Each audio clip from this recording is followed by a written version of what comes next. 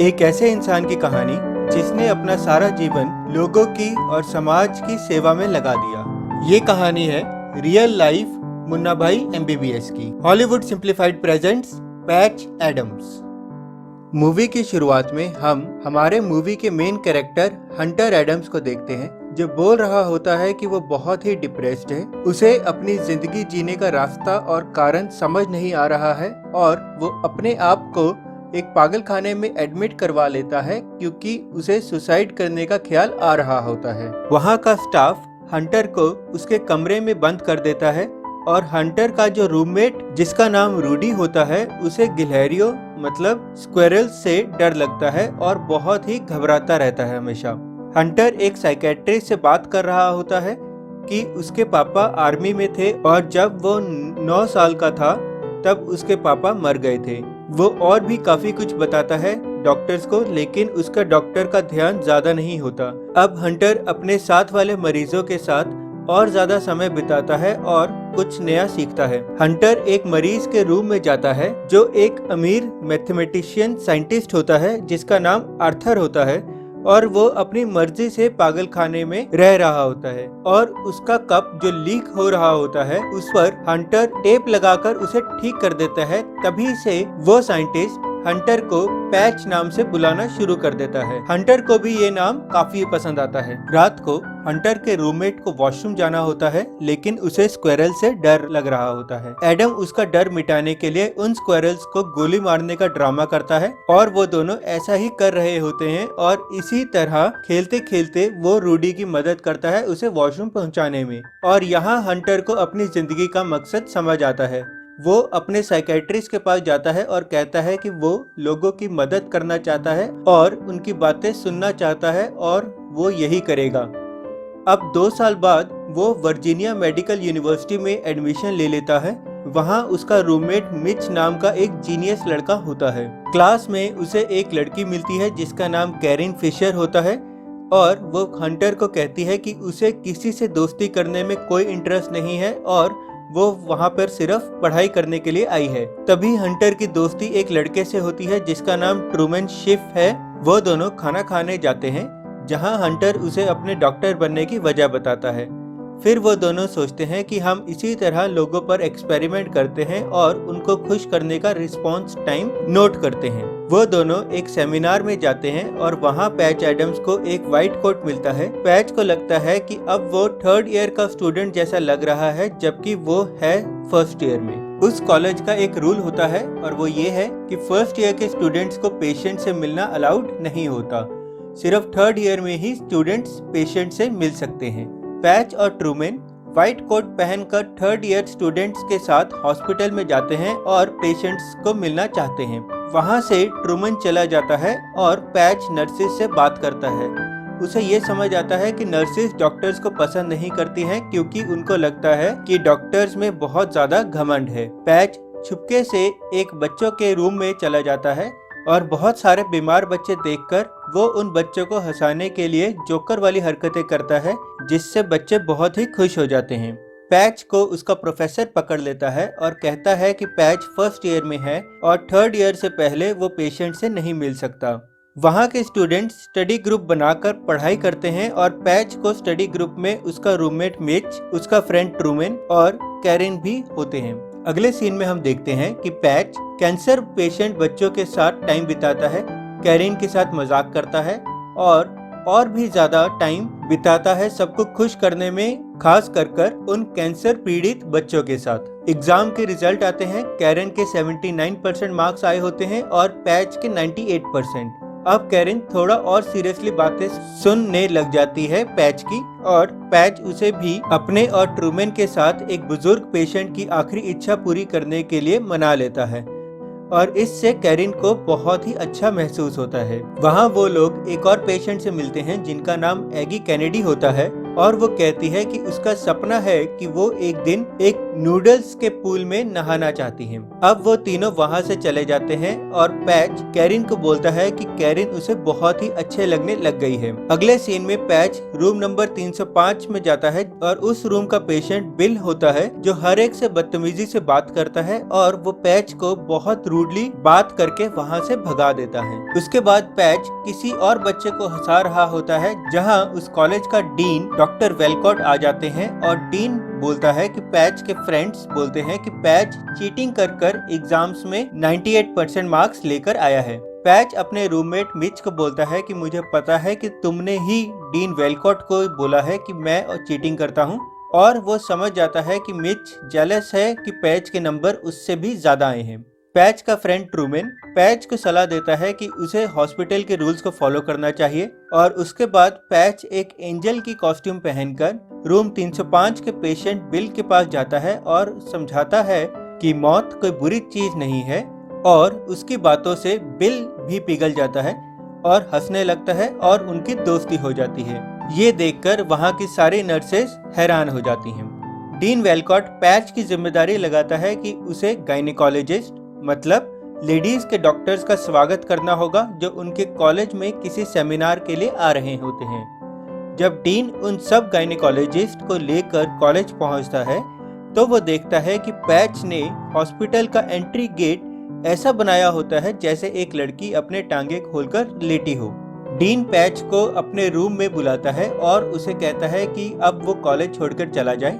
फिर उन दोनों में बहस होती है और patch dean of medicine mister JP Anderson के पास जाता है और कहता है कि वो कॉलेज छोड़कर नहीं जाना चाहता, और मिस्टर एंडरसन कहते हैं कि अगर पैच अब ध्यान से रहेगा तो वो कॉलेज में रह सकता है। कैरिन के बर्थडे पर पैच और उसके दोस्तों ने सरप्राइज रखा होता है और बाद में पैच कैरिन को अपने पागल खाने वाले दिनों के बारे में बताता है और वो बताता है कि उसकी जिंदगी का मकसद लोगों की मदद करना है, और कैरिन पैच को किस करती है और गुड नाइट बोलकर वहां से चली जाती है। अब रूम नंबर 305 का पेशेंट बिल की तबीयत बहुत ज्यादा खराब हो चुकी है और उसके परिवार वाले उससे मिलने हॉस्पिटल आए होते हैं। वहाँ पैच आता है, वो थोड़ी सी बातें करता है। पैच बिल के लिए एक गाना गाता है और फिर बिल की मृत्यु हो जाती है। पैच दुखी दिल से बाहर आता है और देखता है कि एक लेडी जिसकी बेटी का एक्सीडेंट हुआ है उसे हॉस्पिटल का स्टाफ फॉर्म भरने के लिए कह रहा होता है।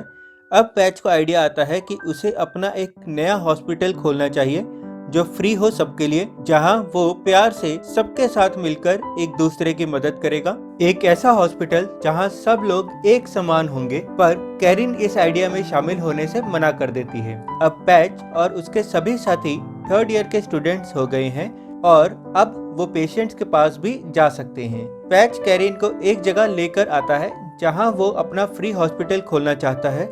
वहां ट्रूमैन भी पहले से मौजूद होता है और वो सारी जगह आर्थर, वही पागल खाने वाला अमीर मैथमेटिशियन साइंटिस्ट जिसने हंटर को पैच नाम दिया होता है, वो सारी जगह आर्थर की होती है और उसने फ्री में पैच को दी होती है।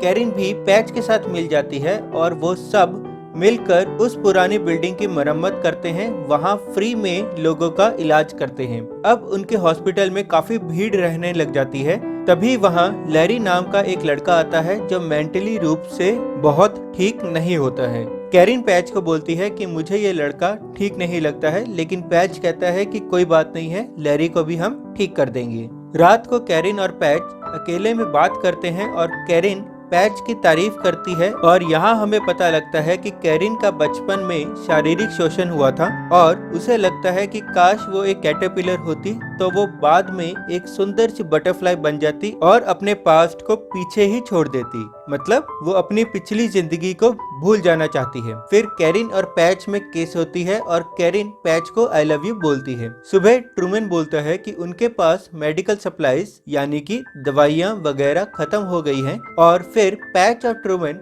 हॉस्पिटल से चोरी करते हैं अपनी जरूरत की सारी चीजें।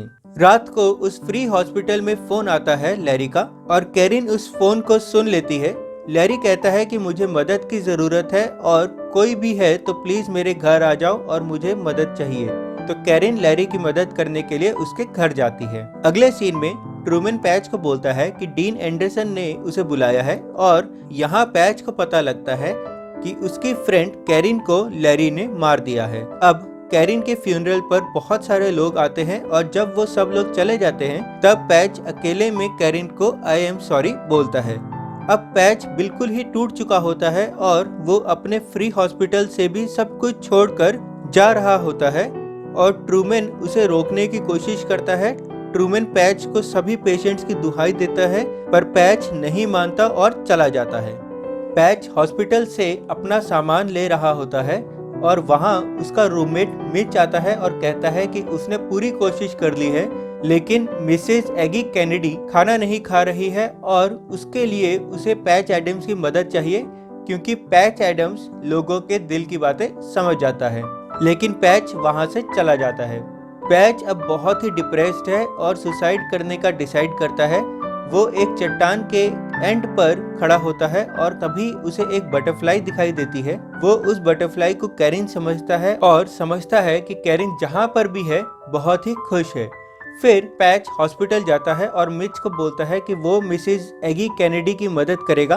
वो लोग मिसेस एगी कैनेडी को बाहर लेकर आते हैं जहां नूडल्स से भरा हुआ एक पूल होता है और मिसेस एगी कैनेडी बहुत ही खुश होती है और उनके जिंदगी जीने की इच्छा उन्हें वापस मिल जाती है। अगले सीन में पैच को एक लेटर मिलता है और वो गुस्से में अपने कॉलेज के डीन वेलकॉट के पास जाता है और डीन उसे बोलता है कि पैच को ये कॉलेज छोड़कर जाना होगा। उनके बीच में बहस होती है और वो अपने कॉलेज का रिपोर्ट कार्ड लेकर वहां से चला जाता है। ट्रूमैन पैच को बोलता है कि डीन वेलकॉट को ये प्रॉब्लम है कि पैच को एक्सेसिव हैप्पीनेस है, यानी कि वो बहुत ही ज्यादा खुश रहता है। अब मिच पैच को बोलता है कि उसे मेडिकल काउंसिल के सामने अपील करनी होगी और वहां उसे अपना केस रखना होगा। अब मेडिकल काउंसिल की मीटिंग होती है और वहां पैच डीन वेलकॉट और हॉस्पिटल के स्टाफ के साथ बाकी बहुत सारे स्टूडेंट्स भी मौजूद होते हैं। मेडिकल काउंसिल का हेड पैच को बोलता है कि बिना लाइसेंस के हॉस्पिटल चलाना गलत है और इस बात पर पैच कहता है कि वहां जितने भी लोग आते हैं वो पेशेंट्स होते हैं और वो सब लोग डॉक्टर भी होते हैं क्योंकि वो सब लोग आपस में प्यार से रहते हैं, एक दूसरे की मदद करते हैं, एक दूसरे के लिए सफाई करते हैं, एक दूसरे के लिए खाना भी बनाते हैं और कभी कभी एक दूसरे की बातें सुनकर उनका दुख और दर्द भी बांटते हैं। पैच कहता है कि हमें मौत से नहीं डरना चाहिए बल्कि इस बात से डरना चाहिए कि हम किसी के लिए फीलिंग नहीं रखते। डॉक्टर का काम सिर्फ बीमारी ठीक करना नहीं है बल्कि पेशेंट की जिंदगी को बेहतर बनाना भी होना चाहिए। पैच अब वहाँ सारे स्टूडेंट्स को बोलता है कि उन्हें सबसे प्यार करना चाहिए, उन्हें डॉक्टर बनने के लिए अपनी इंसानियत को मारने की जरूरत नहीं है और उन्हें नर्सेज के साथ टाइम बिताना चाहिए क्योंकि वो लोग ही सबसे ज्यादा समय बिताते हैं पेशेंट्स के साथ। पैच कहता है कि वो एक डॉक्टर बन के रहेगा चाहे कुछ भी हो जाए ताकि वो लोगों की मदद कर सके और तभी ट्रूमैन कैंसर के सभी पीड़ित बच्चों को वहां लेकर आता है और वो सब बच्चे अपनी नाक पर जोकर वाली बॉल लगा लेते हैं और मेडिकल काउंसिल भी ये सब देख रही होती है। फिर मेडिकल काउंसिल थोड़ी देर बाद अपना फैसला सुनाने के लिए वापस उस रूम में आती है।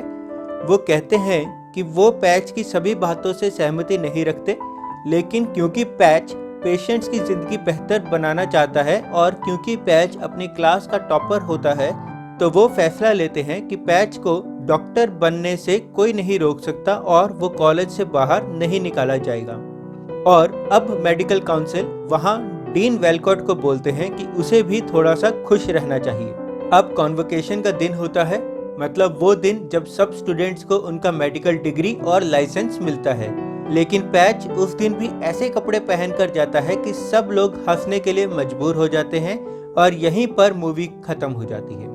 अगर आपको मूवी का एक्सप्लेनेशन अच्छा लगा है तो प्लीज़ इस वीडियो को लाइक करें, चैनल को सब्सक्राइब करें और बेल आइकन को प्रेस करें ताकि हम आपके लिए और भी ऐसी नई वीडियोस बना सकें। Thank you.